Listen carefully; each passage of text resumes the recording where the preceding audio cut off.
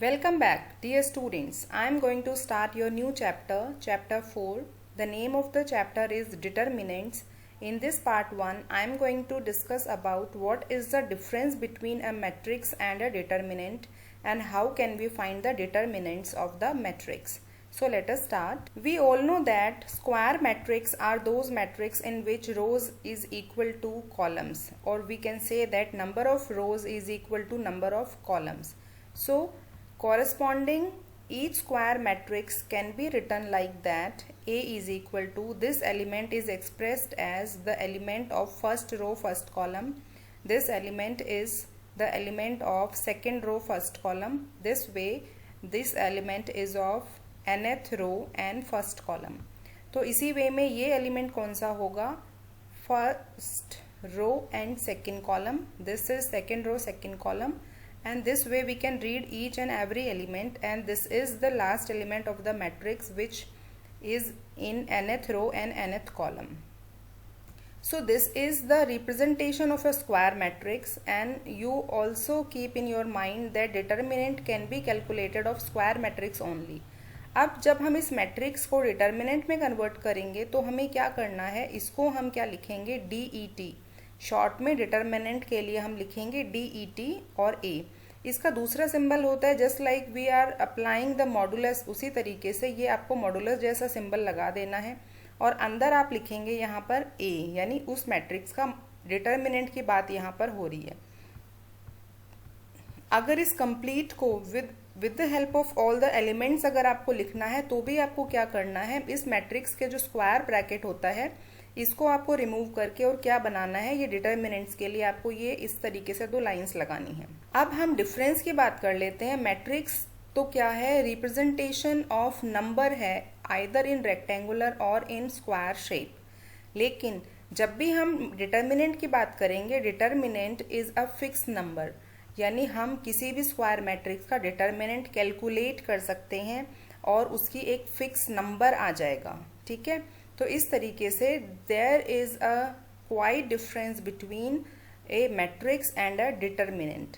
अगर आप इनके सिंबल को इंटरचेंज कर देते हैं, अगर आप मैट्रिक्स में इस तरीके का सिंबल लगा देते हैं, स्क्वायर ब्रैकेट की जगह ये स्ट्रेट सिंबल लगा देते हैं, तो ये गलत हो जाएगा और उसका मतलब वहाँ पर होगा कि आप मैट्रिक्स की बजाय डिटर्मिनेंट निकाल रहे हैं. और डिटर्मिनेंट को हम कैसे सॉल्व करते हैं वो हम यहाँ पर देख लेते हैं. Value of determinant of orders. अब सबसे पहले वन ऑर्डर की मैट्रिक्स ले लेते हैं, यानी 1 बाय 1 की अगर कोई मैट्रिक्स है तो उसका डिटर्मिनेंट भी हम कैलकुलेट कर सकते हैं, क्योंकि अभी मैंने तुम्हें बताया डिटर्मिनेंट हम स्क्वायर मैट्रिक्स का निकाल सकते हैं. And if a matrix has 1 row and 1 column only, यानी हम एक नंबर की केवल बात कर रहे हैं, तो भी वो एक मैट्रिक्स होगी अगर हम उसके बाहर स्क्वायर ब्रैकेट लगा दें तो. ठीक है, तो अगर ऐसा होता है तो उस केस में वो मैट्रिक्स में जो नंबर लिखा है वही उसका डिटर्मिनेंट है. ठीक है, अगर ये मैट्रिक्स है आपकी और इसका ऑर्डर क्या है, 1 बाय 1 इसका ऑर्डर है और इसका डिटर्मिनेंट क्या होगा, इसमें जो नंबर लिखा है वही इसका डिटर्मिनेंट होने वाला है. Now value of A determinant of order 2. अब अगर हमारे पास ऑर्डर 2 की मैट्रिक्स आ गई, यानी ऑर्डर 2 की स्क्वायर मैट्रिक्स आ गई, तो हम उसका डिटर्मिनेंट निकालने के लिए उसको इस तरीके से लिखेंगे. इसका मतलब ही ये होता है कि अब हम इसको आगे सॉल्व कर सकते हैं. तो इसका डिटर्मिनेंट कैसे निकलेगा, आपको ये एलिमेंट इससे मल्टीप्लाई करना है. तो हम क्या करेंगे, A11 इंटू A22. ठीक है, और फिर आपको बीच में माइनस साइन लगा देना है और फिर हम क्या करेंगे, इसका मल्टीप्लिकेशन इससे करेंगे. तो ये क्या आएगा, A21 इंटू A12. तो ये जो इसको सॉल्व करने के बाद आपके पास जो आंसर आएगा, ये आंसर होगा इसका डिटर्मिनेंट. मतलब जो भी आपके पास मैट्रिक्स है उसका डिटर्मिनेंट इसका सॉल्यूशन होगा. Now let us check it out, how do we solve the examples of determinant. ये आपको मैट्रिक्स दे दी 2 बाई 2 ऑर्डर की और आपको बोल दिया इसका डिटर्मिनेंट निकालो.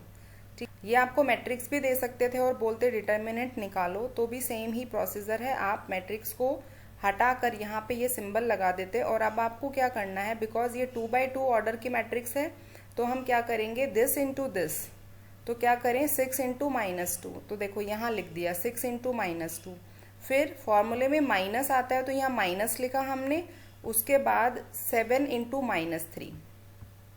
तो ये लिखा 7 इंटू -3, ठीक है। तो 6 इंटू 2 कितना होगा, माइनस का 12, और ये माइनस और माइनस प्लस हो जाएगा। 7 इंटू 3 कितना होगा, 21।